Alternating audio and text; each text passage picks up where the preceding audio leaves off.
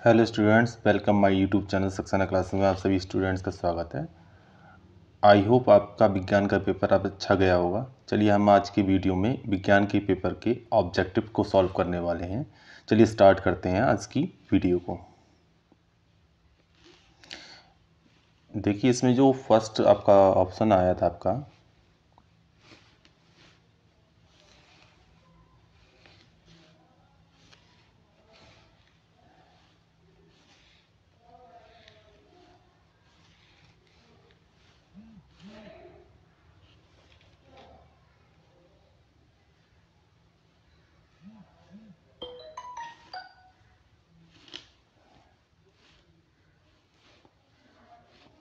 First question आपका है इसमें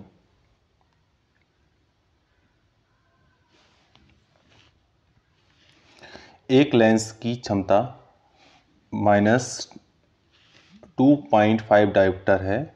लेंस की फोकस दूरी और उसकी प्रकृति हमको बताना है। तो लेंस की क्षमता का जो फॉर्मूला होता है P बराबर होता है 100/f। अगर फोकस दूरी को सेंटीमीटर में ले रहे हैं तब अगर हम फोकस दूरी निकालनी है तो F बराबर हमका हो जाएगा 100/P हो जाएगा।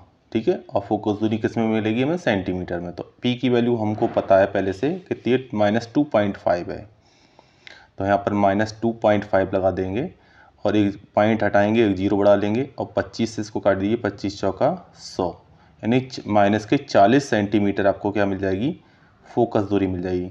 फोकस दूरी माइनस में आ रही है तो इस प्रकार इसमें जो लेंस प्रयोग किया गया होगा वो कौन सा लेंस प्रयोग किया गया? अवतल लेंस प्रयोग किया गया होगा। इस हिसाब से हमारा जो ऑप्शन नंबर करेक्ट हो जाएगा ए करेक्ट हो जाएगा। ठीक है, चलिए नेक्स्ट क्वेश्चन पर। नेक्स्ट क्वेश्चन आपका है कि यदि वैद्युत शक्ति P प्रतिरोध R से व्यक्त होता है तब वैद्युत धारा व्यक्त होगी। किससे व्यक्त करेंगे वैद्युत धारा को? देखिए एक फॉर्मूला जानते हैं, PV R में एक रिलेशन होता है, P इक्वल टू होता है V²/R होता है। ठीक है, और अगर हम B इक्वल टू फॉर्मूला होता है I इंटू R होता है। तो अगर हम इसमें V की जगह पर IR लगा दें, I इंटू R होता है ना, तो हम यहाँ पर क्या लगा दें? V की जगह पर IR रख दें तो P बराबर आपका फॉर्मूला हो जाएगा I² गुणा R² बटे R। ठीक है, तो एक R से एक R कैंसिल आउट हो जाएगा। तो इस R को इधर पहुंचा दीजिए आप इस साइड में, इसको इधर पहुंचा दीजिए तो हो जाएगा डिवाइड में पहुंचेगा P बटे R इक्वल टू I² बचेगा। अब यहाँ पर I² है तो इसका क्या निकालना पड़ेगा? रूट वैल्यू निकालनी पड़ेगी। तो आपका क्या हो जाएगा? I² बराबर हो जाएगा I बराबर हो जाएगा √P/R के। ठीक है, इस हिसाब से हमारा कौन सा ऑप्शन करेक्ट हो रहा है? हमारा ऑप्शन नंबर डी करेक्ट हो रहा है। ठीक है, चलिए नेक्स्ट क्वेश्चन पर। नेक्स्ट क्वेश्चन आपका आ रहा है इसमें प्रकाश की चाल माध्यम 1 व माध्यम 2 में क्रमशः B1 और B2 हो तो माध्यम 1 का अपवर्तनांक माध्यम 2 के सापेक्ष निकालना है, यानी 2n1 आपको निकालना है। 2n1 आपको निकालना है। तो माध्यम 2n1 माध्यम 2 में इसका फॉर्मूला बनेगा माध्यम 2 में प्रकाश की चाल, 2 में प्रकाश की चाल बटे माध्यम 1 में प्रकाश की चाल, 1 में प्रकाश की चाल। ठीक है, और माध्यम 2 में प्रकाश की चाल हमारी क्या है? समय V2 है, V2 है, और माध्यम 1 में क्या है? V1 है। तो इस हिसाब से हमारा ऑप्शन जो करेक्ट होगा V2 बटे V1, यानी बी ऑप्शन आपका इसका करेक्ट हो जाएगा। चलिए नेक्स्ट क्वेश्चन पर। नेक्स्ट क्वेश्चन क्या है? इनमें से कौन सा कथन असत्य है? देखिए पहला ऑप्शन है चुंबकीय क्षेत्र रेखाएं चुंबक के उत्तरी ध्रुव से प्रकट होती हैं, सही है बिल्कुल। दूसरा क्या है? चुंबकीय क्षेत्र रेखाएं चुंबक के भीतर दक्षिण से उत्तर ध्रुव की ओर होती हैं, ये भी करेक्ट है। तीसरा ऑप्शन है आपका चुंबकीय क्षेत्र रेखाएं परस्पर एक दूसरे को प्रतिच्छेद करती हैं। ये ऑप्शन गलत है, कभी भी वो प्रतिच्छेद नहीं करती, यानी सी ऑप्शन आपका करेक्ट हो जाएगा। फोर्थ ऑप्शन में क्या कह रहे हैं, चुंबकीय क्षेत्र रेखाएं बंद वक्र बनाती हैं, तो ये भी आपका ठीक है। तो हमको क्या ढूंढना था, इसमें असत्य ढूंढना था, तो असत्य कथन आपका कौन सा है, सी ऑप्शन आपका असत्य है। तो नेक्स्ट क्वेश्चन आपका क्या आता है, इनमें से किस दर्पण का दृष्टि क्षेत्र अधिकतम होता है, तो उत्तल दर्पण का दृष्टि क्षेत्र सबसे अधिकतम होता है। नेक्स्ट क्वेश्चन पर आइए। नेक्स्ट क्वेश्चन है, R व 2R ओम के प्रतिरोधों को श्रेणी क्रम में जोड़ने पर उनका कुल प्रतिरोध R1 तथा समांतर क्रम में जोड़ने पर R2 हो, तो तब इनमें से कौन सा रिलेशन सही होगा। श्रेणी क्रम में जब प्रतिरोध को जोड़ते हैं तो सीधे सीधे जोड़ा था, तो R1 बराबर हो जाएगा R + 2R। इस हिसाब से टोटल प्रतिरोध कितना हुआ है इसका, 3R हो गया। समांतर क्रम में 1/R2, तो 1/R + 1/2R के बराबर होगा। इनका एलसीएम निकालेंगे तो 2R बनेगा, 2R इसका एलसीएम बन जाएगा। और यहाँ पर क्या हो जाएगा, R से R कैंसिल आउट होकर 2 बचेगा, और 2R से 2R के तो यहाँ 1 बचेगा, तो ये हो जाएगा 3/2R के बराबर हो जाएगा। तो R2 की वैल्यू निकालनी है तो वैल्यू पलट देंगे यहाँ पर, तो R2 बराबर आपका यहाँ से हो जाएगा 2R/3, ठीक है। लेकिन हमको निकालना है R1/R2 की वैल्यू निकालनी है, तो R1/R2 बराबर क्या हो जाएगा, R1 की वैल्यू हमने कितनी निकाली थी यहाँ से 3R, तो यहाँ से 3R रख दीजिए।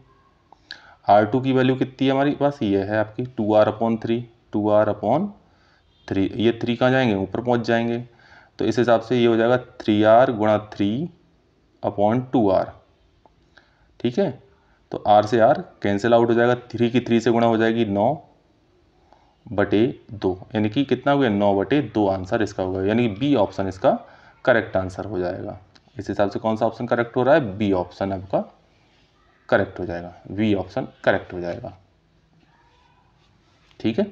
चलिए नेक्स्ट क्वेश्चन पर।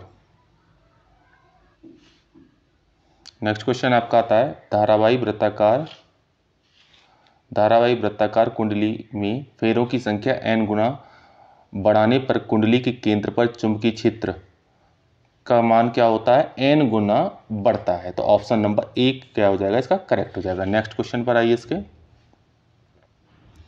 नेक्स्ट क्वेश्चन आपका कह रहा है CH3CH2OH का IUPAC नाम क्या होगा। देखिए CH3CH2OH, देखिए OH क्या है, इसका क्रियात्मक समूह है, क्रियात्मक समूह कहलाता है, क्रियात्मक समूह, ठीक है।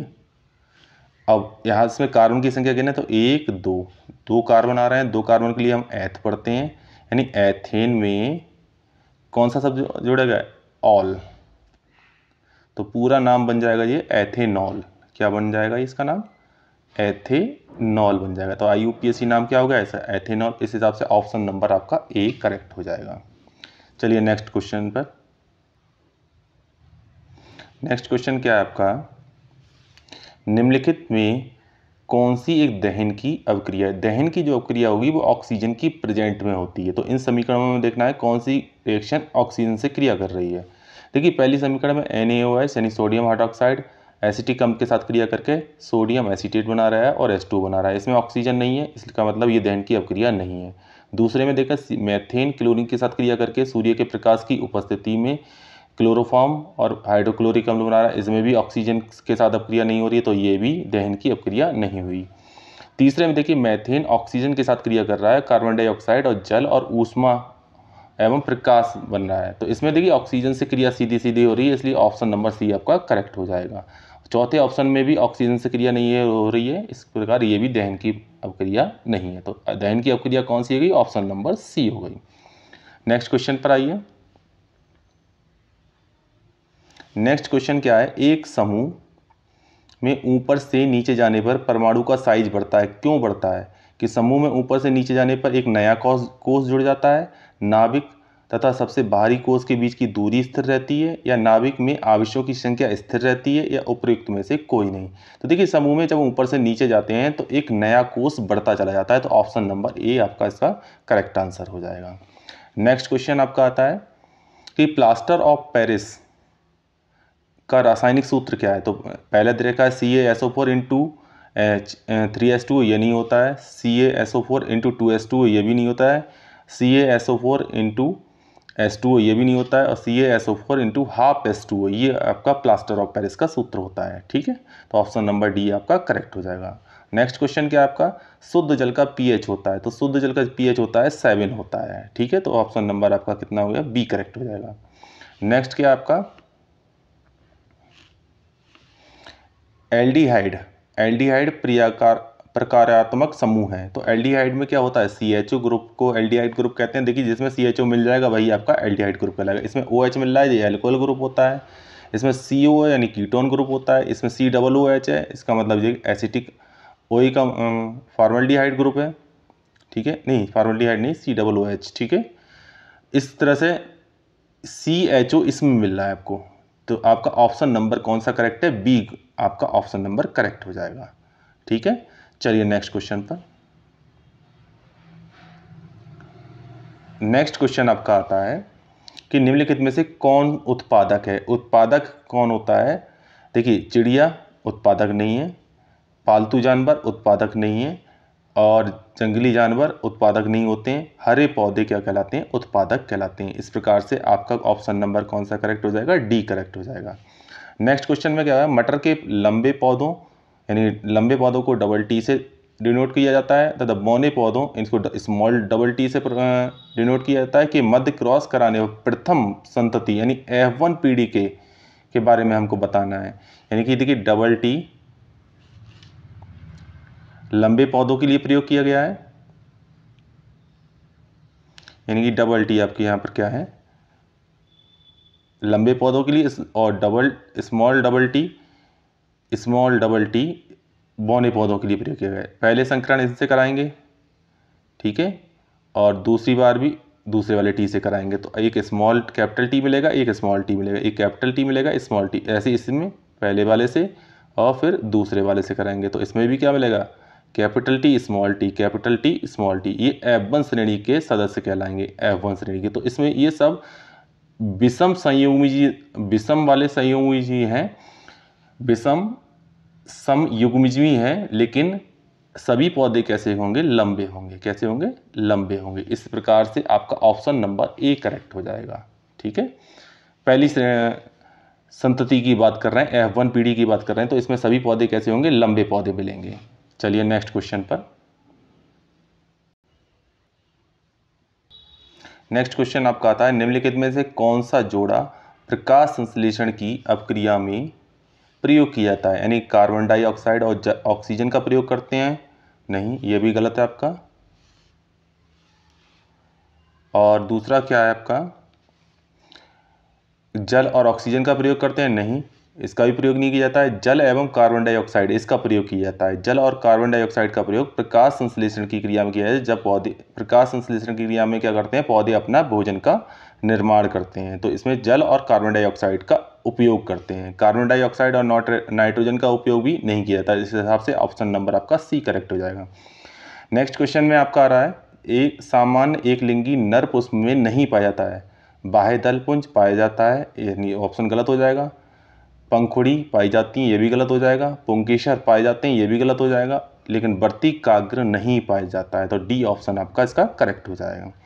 नेक्स्ट क्वेश्चन आपका आता है, इंसुलिन स्रावित होता है। इंसुलिन कहाँ से निकलता है, थायराइड ग्रंथि से नहीं निकलता है, पीयूष ग्रंथि से भी नहीं निकलता है, वृषण से भी नहीं निकलता है, किससे निकलता है, अग्नाशय द्वारा से निकलता है, यानी पेनक्रियाज से निकलता है। ऑप्शन नंबर आपका इसका बी करेक्ट हो जाएगा।